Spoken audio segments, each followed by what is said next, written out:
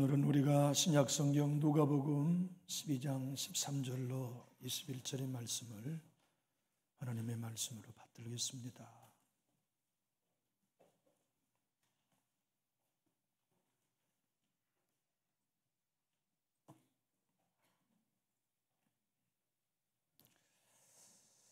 제가 13절을 먼저 받들겠습니다. 무리 중에 한 사람이 이르되 선생님 내 형을 명하여 유산을 나와 나누게 하소서 하니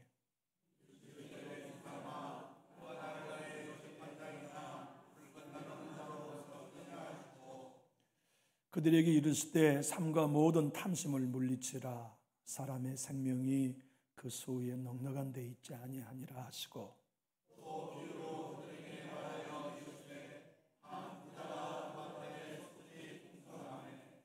심중에 생각하여 이르되 내가 곡식 쌓아둘 곳이 없으니 어찌할까 하고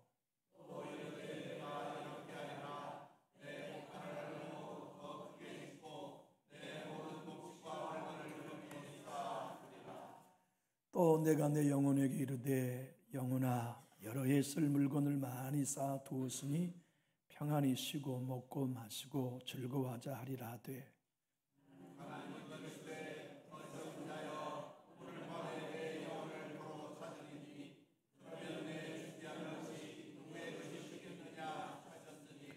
자기를 위하여 재물을 쌓아두고 하나님께 대하여 부요하지 못한 자가 이와 같으니라. 아멘.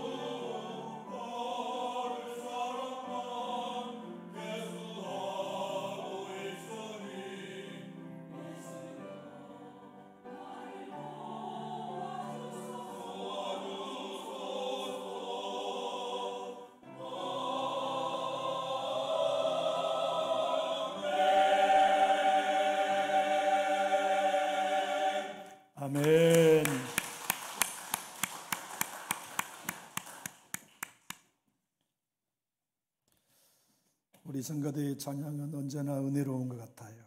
감사하고 고맙습니다. 아마 우리 예수님보다 설교를 더 잘할 수는 없을 거예요.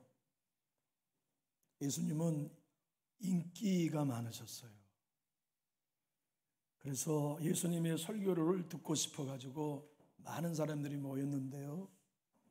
우리는 오늘 읽진 않았지만 1절을 보면 수만 명이 예수님의 설교를 듣기 위해 모였다고 누가사도는 증언해 주고 있어요. 우리 주님은 많은 무리들 수만 명들에게 바리새인들의 신앙을 본받지 마라. 어떤 경우에도 바리새인들처럼 신앙하지 마라 말씀하셨어요. 그러면서 특히나 바리새인의 누룩을 주의하라 이렇게 가르치셨는데 그 누룩이 외식이다 설명해 주셨어요. 외식이라는 건 사람 보이기 위한 신앙이란 뜻이거든요. 마음을 돌보거나 영혼을 돌보는 신앙이 아니라 순수하게 거짓 없이 자기를 돋보이기 위한 신앙이 외식한 신앙이죠. 그래서 그 바리새인의 누룩을 주의라고 말씀하시면서 너희들 남 흉보지 마. 남들 비난하지 마라. 그거 다 시간과 함께 사라질 줄로 생각하면 안 돼. 마지막 때에 어두운 데서 말한 모든 것이 광명한 데서 스피커처럼 들리게 될 날이 온다. 너희들 골방에서 몇 사람에게 아무도 모른 채 귓속말한 거 나중 지붕에서 전파되는 날이 온다. 그래, 남 비난하지 마. 남 험담하지 마. 다 들은 날이 온다. 주님은 그것만 말씀하지 않으셨어요. 너희는 사람 두려워하는 게 문제야. 사람이 너희에게 하는 말 별거 아니야. 여러분 신앙생활 하면서 넘어져요. 상처받아요. 시험 들었다고 해요. 다 별거 아닌 사람들의 말 때문 아닙니까? 우리가 사람은 별거 아니라는 것을 정의하면 시험 들 일 그만큼 줄어들어요. 주님이 이렇게 말씀하셨어요. 사람이 너에게 할 수 있는 최고의 해악은 너희 죽이는 거다. 우리 생각합니다. 죽이는 것보다 더 무서운 일이 어디 있어요? 욕하는 거야 견딜 수 있고 비난하는 거 견딜 수 있지만 사람이 나 죽인다면 그거 어떻게 견뎌요? 주님은 이어서 이렇게 말씀합니다. 그렇게 너의 몸을 죽이는 일이 별거 아니다. 진짜 중요한 건 너희 죽은 몸 이후의 영혼을 지옥의 권세에 던질 하나님을 두려워하는 게 진짜 신앙인이 가져야 할 태도다 말씀하셨어요. 그리고는 더 앞으로 너희가 나를 따라올 때 어려움이 많아. 신앙생활 절대 쉬운 거 아니다. 너희 나 따라오다 보면 사람들 앞에서 비난받을 날 오고요. 핍박받을 날 온다. 그때 너희는 다 나를 부인하게 될 거다. 그런데 사람들 앞에서 나를 시인하면 내가 하나님의 사자, 천사들 앞에서 너희 시인할 날이 온다. 기억해라. 사람들 앞에서 나를 부인하면 나도 하나님과 천사들 앞에서 너희 부인한다. 반대로 사람들 앞에서 나를 시인하면 내가 하나님 앞에서 하나님의 사자, 천사 앞에서 너를 시인할 거야. 그러니 고난이 오고 어려움이 와도 그 끝내 믿음을 잘 지켜라. 앞으로 권세자들과 위종자들이 너희 끌고 간다. 감옥으로, 사형장으로. 그래서 너희 핍박한다. 그때도 믿음을 지켜라. 얼마나 엄중하고 중요한 말씀입니까? 그런데 속 없는 한 젊은 사람이 예수님께 탁 덤벼들면서 부탁한 겁니다. 선생님, 우리 형 좀 혼내주세요. 도대체 네 형이 어쩌는데 아버지 유산을 혼자 다 꿀꺽 했어요. 내 몫을 안 줬어요. 그러니 선생님이 우리 형을 불러다가 호되게 혼을 내주시고 우리 아버지 유산 내 몫을 돌려받게 해주십시오. 우리 주님이 딱 잘라 말씀했습니다. 누가 나를 재판관으로 여기냐? 내가 너희의 물건이나 나누는 사람으로 여기냐? 네가 볼 때 네 형이 욕심이 많고 탐심이 많은 사람으로 여기지. 네. 그런데 네가 나에게 찾아와 한 것도 네 마음이 네 형과 똑같이 탐심으로 가득하다는 걸 넌 몰라. 네가 생각할 때는 네 형만 욕심장이고 탐심 많은 사람같이 이놈아 네 속도 똑같아. 인간이란 다 50보 100보야. 그러면서 그 사실을 설명하기 위하여 오늘 한 부자의 비유를 풀어주신 거지요. 부자는 농사가 잘 되었습니다. 손으로 만지는 일마다 잘 되었습니다. 그래서 농사의 소출이 풍부했고 쌓아둘 곳간이 비좁았어요. 그래서 곰곰이 생각해 봅니다. 내가 이 많은 부요를 어떻게 하면 좋을까? 옳거니 창고를 헐어야지, 크게 지어야지. 그래서 모든 곡식과 내 금은 모아인 물건을 가득 채워놓고 내 영혼아, 내가 여러 해 동안 먹고 마시며 즐거울 것이 가득하니 평안히 즐기자라고 말했다. 네가 그 부자와 똑같다. 네 형이 그 부자와 똑같다. 너 인생이 모두가 다 그러한 존재다는 걸 말씀하시면서 그러한 부자를 향하여 우리 하나님이 일러주시는 말씀 한번 따라 하실까요? 어리석은 자여. 하나님이 그 부자를 향하여 어리석은 자래요. 생각해 보세요. 그게 왜 어리석어요? 하는 일마다 잘 되는데 어리석은 사람일까요?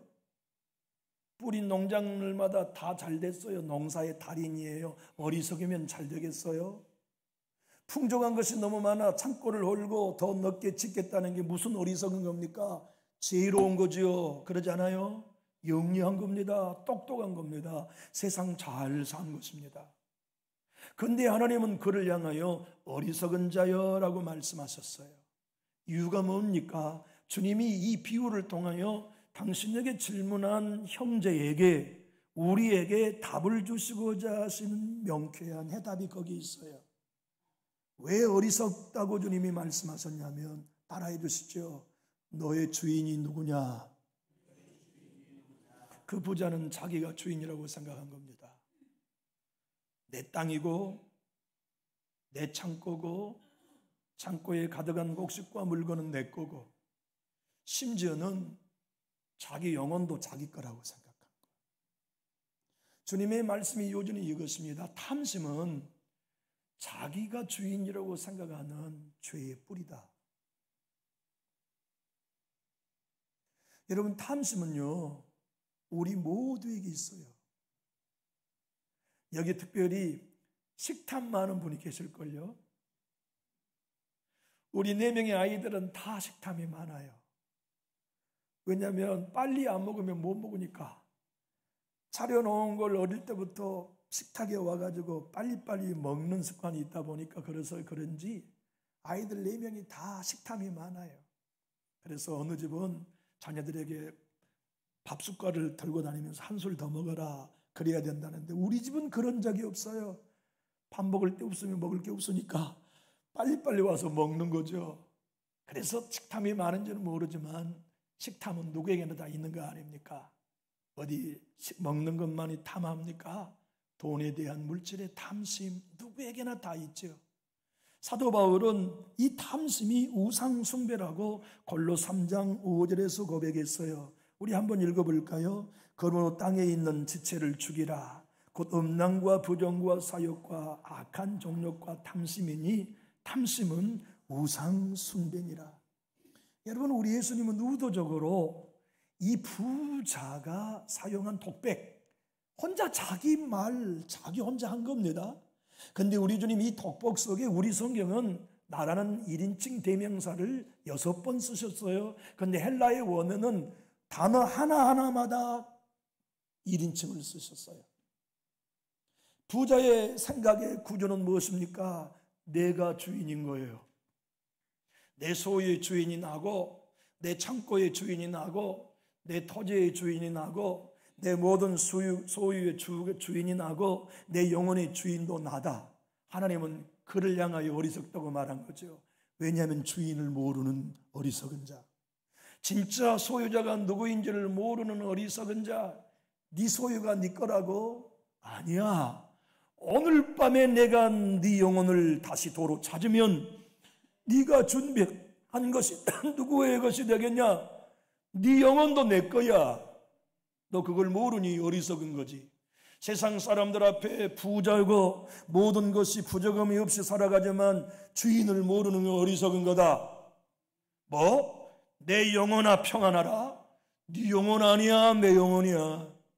오늘 밤에 내가 너를 부른다면 네 영혼도 내게 돌아와야 하고, 네가 준비한 모든 건 누구에게 돌아갈 줄 몰라. 그것은 네가 주인이 아니란 뜻이지.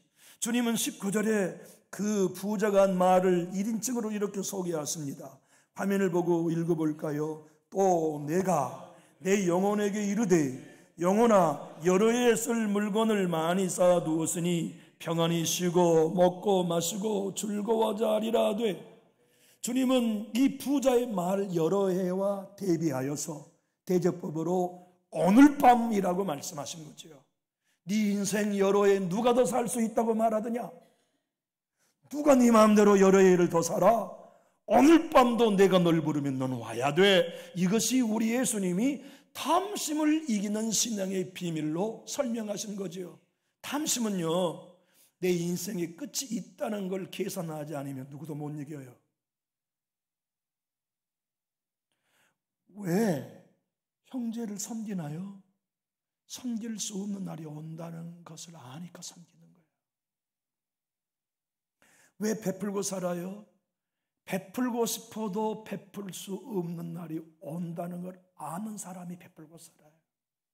후덕합니까? 넘치는 섬김이 있습니까? 대접하며 사옵니까? 나는 대접하고 싶어도 대접할 수 없는 날이 곧 와. 섬기고 싶어도 섬길 수 없는 날이 곧 와. 나는 그 날이 온다는 걸 알아. 그러니 그 날이 오기 전에 주인 대신 그분이 내게 맡겨준 것들을 주인의 뜻대로 사용할 거야. 하나님이 부자에게 어리석은 자야라고 말씀하실 때 네 생명 주인이 나다. 네가 아니야. 네 창고의 주인이 네가 아니야, 나야. 네 창고에 있는 곡식과 모든 물건이 네 것이 아니야, 나 여호와의 것이야. 그걸 아는 사람은 죽음을 선택한다. 그걸 아는 사람은 탐심의 지배를 받지 아니하고 주인인 나의 뜻대로 살아가지. 남전육교의 성도 여러분, 우리는 언젠가 죽습니다. 여기 있는 우리 모두는 언젠가 우리의 생명이 끝나는 날이 옵니다. 그것은 확실합니다. 조지 버나드 쇼라고 하는 사람은 이렇게 말합니다. 인생의 참다운 놀라운 일은 한 사람 중에 한 사람은 죽는다는 것입니다. 모두가 죽어요. 그 죽음이 나에게 있다는 것을 아는 사람만이 탐심으로부터 자유롭게 살 수 있어요. 주인이 하나님이시니 아버지의 뜻대로 나의 삶을 살아야지. 내 물질의 주인이 하나님이시니 맡겨주신 대로 선한 청지기로 살아야지. 건강을 하나님이 나에게 맡겨주셨으니 이 건강으로 아버지가 기뻐하시는 삶대로 살아야지.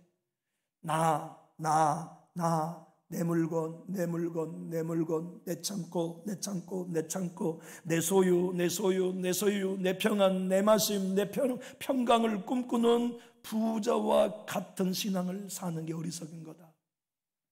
너희가 진짜 나를 안다면 눈을 뜰 때마다 주인이시여, 오늘 하루를 내가 어떻게 당신을 위해 살아드려야 할까요?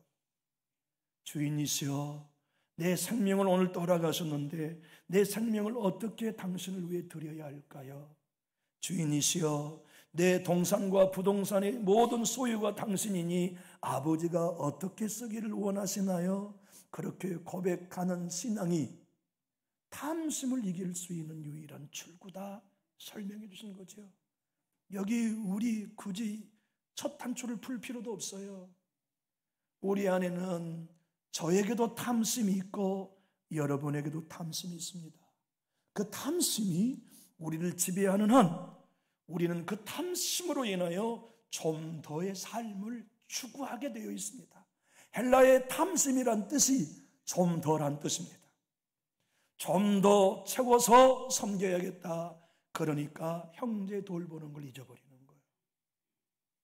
좀 더 채워서 부모를 섬겨야겠다 하니까 부모님이 돌아가셔야 섬길 기회를 비로소 눈 뜨는 거예요. 내가 좀 더 채워진 다음에 11조 해야지. 좀 더 채워진 다음에 주정헌금 해야지. 내가 좀 더 채워진 다음에 온전한 물질의 주인을 고백해야지 하니까 끝까지 못하고 사는 거예요.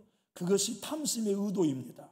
탐심이 우상숭배인 건 우리로 끝까지 좀 더 채워야지, 좀 더 채워야지, 좀 더 채워야지. 그래서 하나님을 위한 부자의 삶을 못 살게 만들어 인색하게 일생을 살고 마치게 해버립니다. 여러분, 제가 성경의 약속과 기독교의 모든 고전을 통하여 설명하며 선포할 수 있는 확실한 근거는 이것입니다.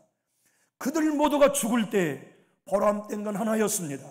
주인 되신 아버지 뜻대로 흘려보내고 산 것만 보람됐대요. 우리도 그럴 거예요. 언젠가 우리가 죽음을 맞을 때 나 잘 살았다, 나 정말 하나님 뜻대로 살았다, 우리 자손들 앞에 떳떳이 얘기할 수 있는 하나입니다. 주님께서 나에게 명령하신 대로 나는 순종하여 흘려보냈다. 그것만이 우리에게 보람으로 남을 거예요. 저는 지난 몇 달 전에 박사도 집사님이 천문을 열고 들어오신 날을 잊을 수 없어요. 11시 20분에 들어오셨어요. 마지막 이 성전에 들어오시는 시간이. 근데 지난주에 박사도 집사님이 아니었어요. 얼굴은 초췌해지셨고 목도리를 내오셨는데 한쪽은 가슴 위에 올라가 있고 한쪽은 무릎 밑으로 내려와 있는데 걸어오시는 걸음걸이가 완전히 환자셨어요. 3일 뒤에 아들 요한이가 전화가 왔어요. 목사님, 우리 아버지가 예수병원 응급실에 입원하셨습니다. 내가 신방 좀 할 수 있겠는가? 안 됩니다. 그러나 아버지께서 일반실로 내려오면 꼭 알려줘서 내가 아버지의 신방하겠다고. 그런데 2주 만에 아들이 전화가 왔어요. 목사님, 우리 아버지가 일반실로 옮기셨습니다. 곧바로 우리 장로님 한 분을 모시고 신방을 갔어요. 아니, 그랬더니 이해할 수 없는 말씀을 하시는 거예요. 목사님, 나는 출발했습니다. 예? 나 먼저 갑니다. 무슨 말씀이세요? 나 버스 탔습니다. 그렇게 얘기하시는 거예요. 난 무슨 의미인지 이해가 되지 않았어요. 그런데 얼마 있지 않다 다시 몸이 안 좋으셔서 중환실에 가셨고, 마지막 퇴원한 날, 어저께 퇴원하셔서 오늘 일반실로 옮기셨는데 그 오늘 또 신방을 갔어요. 근데 그때는 이미 목의 구멍으로 스스로 호흡을 못 하시고 인공호흡을 하고 계셨어요. 그때 안수해드리고 나온 것이 고인을 뵌 마지막 시간이었죠. 사람의 삶의 마지막은 언제 어느 때 올지 아무도 몰라요. 여러분 이거 하시나요? 우리 여러분과 저의 삶 속에요, 지금 매일매일 1초에 1.8명이 죽고 있습니다. 전 세계에. 어디 1.8명 뿐입니까? 일본에는 106명이 죽고 있고요. 1시간에는 6,392명이 죽고 있어요. 하루에 15만 3,424명이 죽고 있고, 한 달에 467만 9,452명이 죽고 있고, 1년에는 남한의 인구보다 더 많은 5,600만 명이 매일 1년에 죽고 있어요. 그리고 그 죽음은 우리 모두에게 반드시 찾아옵니다. 여러분과 저에게 성경이 일러주시는 거, 한 번 죽는 건 사람에게 정하여 준 것이요, 그 위에는 심판이 있다고 말씀하신 이유는 무엇입니까? 어리석은 자로 살지 마라. 죽음이 있다, 끝이 있다. 그때까지 내가 너에게 맡겨준 거 너를 위해 쓰지 마라. 그렇게 너만을 위해 사는 건 우상숭배다, 탐심으로 사는 거야. 네가 지혜로운 자로 사는 건 내가 너에게 맡겨준 생명, 믿음, 은사, 건강, 자녀, 땅, 돈, 통장마저도 주인이 여호와라고 인정해. 그리고 여호와께서 너에게 명령하신 대로 순종하여 사용해라. 그렇게 살아가는 사람이 지혜롭다. 그렇게 살아가는 사람이 죽음을 선택하며 사는 거다. 그렇게 살아가는 사람이 진실로 영적인 사람이다. 여러분, 우리는 죽음을 너무나 쉽게 잊어버려요. 아버지, 아버지, 한 번만 눈 떠보세요. 그렇게 사랑합니다, 존중했습니다는 말 한마디 하지 못한 불효자의 마음으로 아버지의 죽음 앞에 내 죽음을 잠깐 생각하다가 장래가 지나면 잊어버려 내가 죽을 거라는 걸. 엄마 한 번만 눈 떠봐, 엄마 사랑했어. 마지막 엄마의 귓가에 외쳐도 듣지 못한 차가운 시신 앞에서 내 인생의 죽음을 실감하다가 장래가 끝나면 우리는 다 잊어버려요, 내가 죽는다는 것을. 그러면 우리 모두는 다 인생의 삶의 요소가 어디에 살아가게 되냐면 탐심 때문에 매일매일 살다가 우상 숭배자로 인생을 마칠 수 있는 건 비단 불신자의 일만은 아닙니다. 여기 예수님을 믿고 주님을 섬기는 예배자인 성도 여러분, 우리 예배가 다 무엇입니까? 매일매일 새벽 기도하는 게 다 무엇입니까? 우리 하나님 설득시키기 위해 기도하는 거나요? 아닙니다. 하나님은 설득당하신 분이 아니에요. 하나님 마음을 움직여가지고 지성이면 감천이라고 하나님을 감동시키기 위해 우리 금식하는 것도 아닙니다. 영적인 삶 사는 거 아니에요. 하나님은 우리의 어떤 행위 때문에 감동받으신 분이 아니에요. 우리의 기도, 우리의 예배, 우리의 모든 경건은 하나여야 합니다. 하나님이 주인이십니다는 고백입니다. 예배할 때마다 내 생명의 주인이신 하나님, 당신을 경배합니다. 그게 예배자가 고백해야 할 고백이 옳시다. 기도할 때마다 하나님, 내 재산의 주인이 하나님이시여, 내 자녀의 주인이 하나님이시며, 아파하는 내 남편의 생명의 주인이 하나님이시오니 아버지 도와주십시오, 긍휼을 베풀어 주십시오가 우리의 기도의 번지수입니다. 하나님 설득하는 게 아니에요. 여러분과 저에게 주님은 이 누가복음 12장의 말씀의 결론을 이렇게 말씀하였습니다. 지혜로운 사람, 주인을 하나님으로 믿고 사는 사람의 삶의 방식은 살아있는 동안에 일체의 모든 삶이 하나님의 나라를 위하여 사는 거다. 말 한마디를 하여도 하나님의 나라가 우리 교회에 세워지도록 하는 것.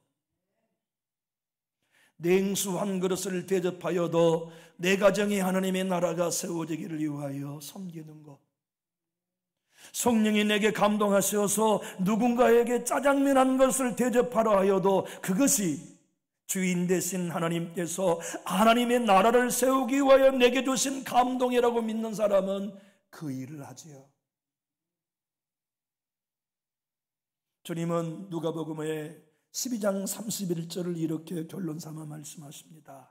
다만 너희는 그의 나라를 구하라. 그리하면 이런 것들을 너희에게 더하시리라. 탐심 이기고 그의 나라를 구하며 살아. 그러면 너의 필요한 모든 건 하나님이 더하셔. 그리고 결론을 33절에서 맺으십니다.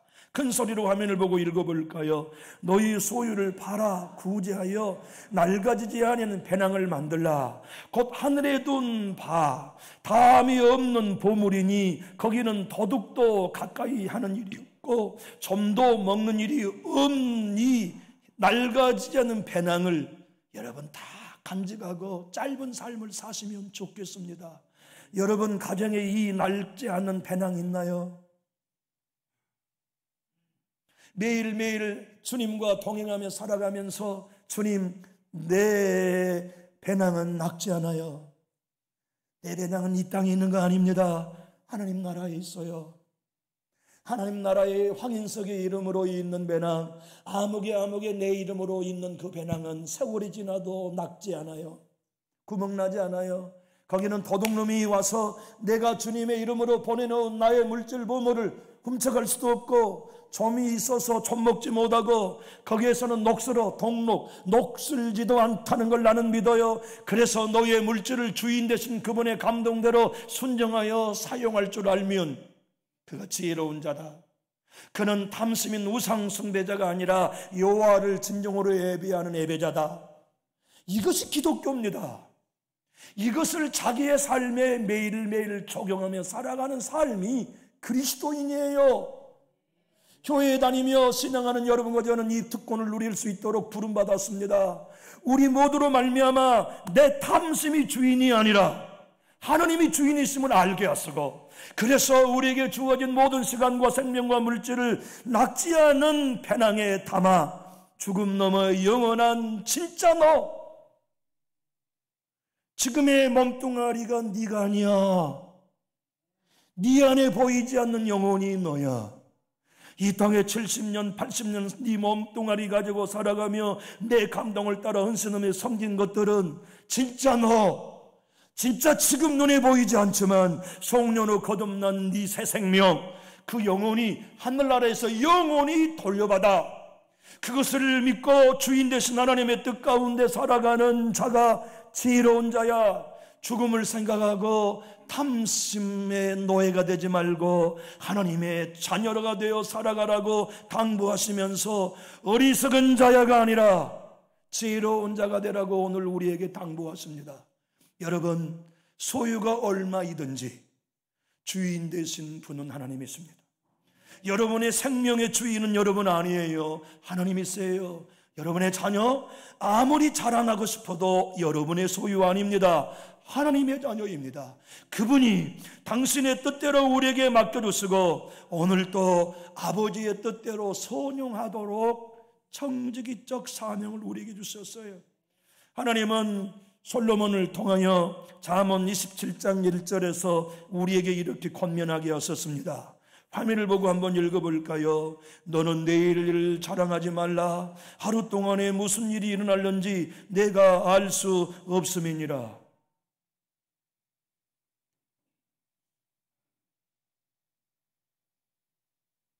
(1963년 11월 22일을 여러분 아실 거예요.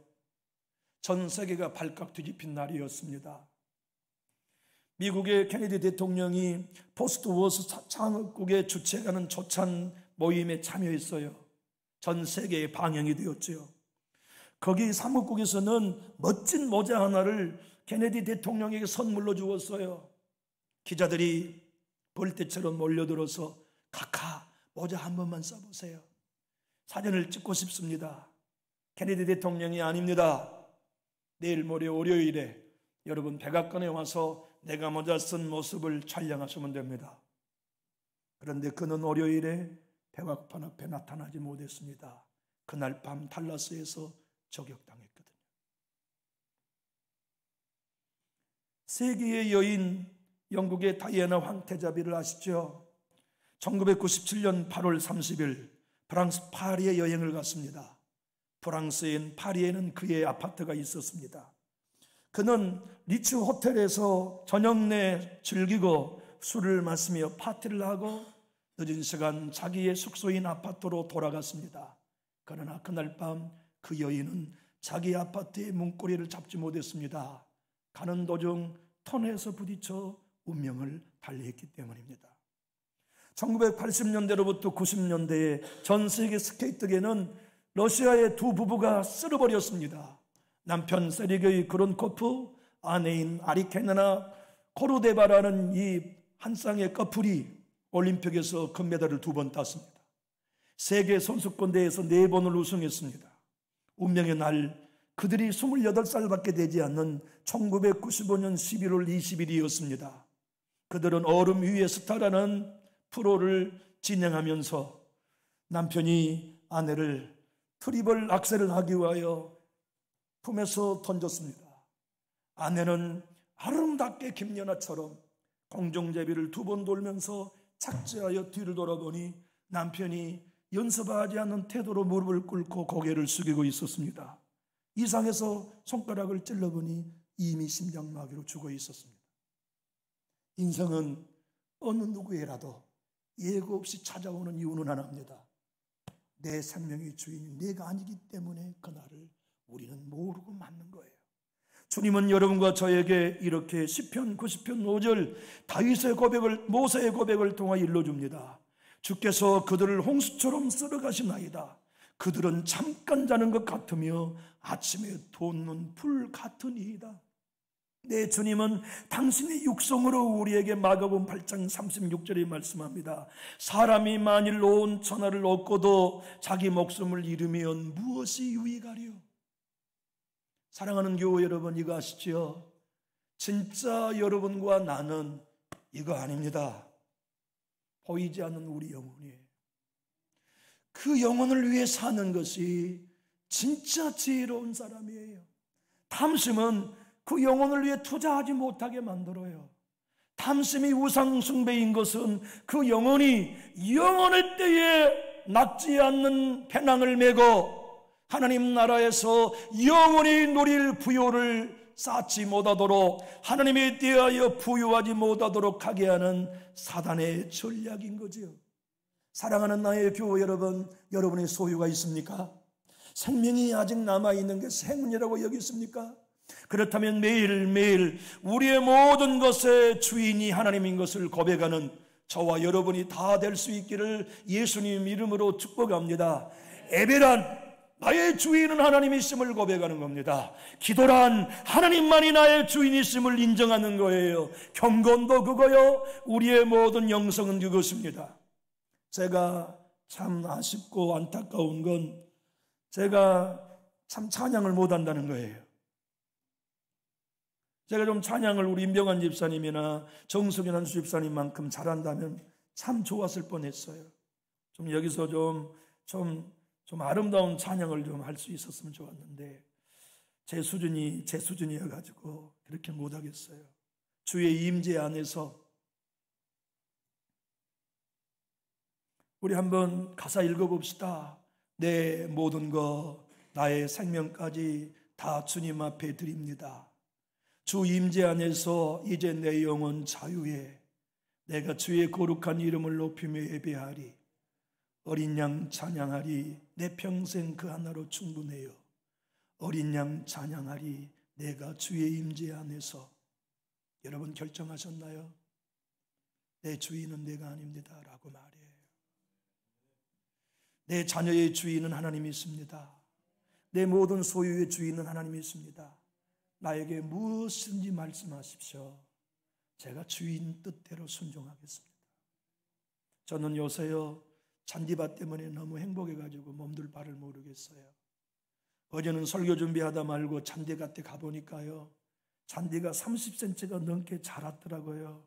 흙으로 이렇게 덮어줬어요. 어서 자라라, 어서 자라. 잔디로 쩔어라. 우리 아이들이 여기 와서 뒹굴게 해라. 잔디야 자라라, 잔디야 자라라. 내년이면 우리 아이들이 이곳에 뒹굴고 하나님의 영혼들이 와서 뛰어놀게 해라. 주님, 이 잔디를 헌신한 가정을 축복해 주십시오. 이 가정이 뻗어가는 잔디보다 더 잘되게 뻗어가게 해 주십시오. 그들의 자손들의 기업이 이 잔디보다 더 뻗어지는 축복을 주십시오. 여러분, 그 가정은 분명 주인 되신 하나님의 명령에 순종하여 3년 적금한 걸 헌금하지 않았나요? 오늘 여러분과 저에게도 주님은 우리에게 분명히 말씀하십니다. 어리석은 자로 살지 마라. 지혜로운 자로 살아라. 인생의 끝이 있다. 기도하겠습니다.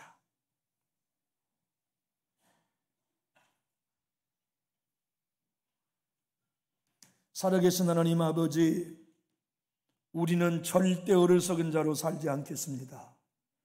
또한 이종희 강단에서 남존지교회에 속해 있는 성도 가운데 어리석은 자로 살도록 내버려 두지 않겠습니다. 주님의 말씀을 가감없이 증거하였사오니 저희 모든 권속들로 지혜로운 자들이 되게 해 주시옵소서. 낡아지지 않는 배낭을 다 소유하게 하시고 도둑도 없고 동록도 없는 하늘 창고에 하나님을 위하여 부유한 자로 살아가되 성령님이 감동하신 대로 순종하여 탐심이나 인색함이 아닌 넉넉히 흘려보낸 주인공들로 다 살아가도록 삶 남은 여생 동안 은총을 베풀어 주시옵소서.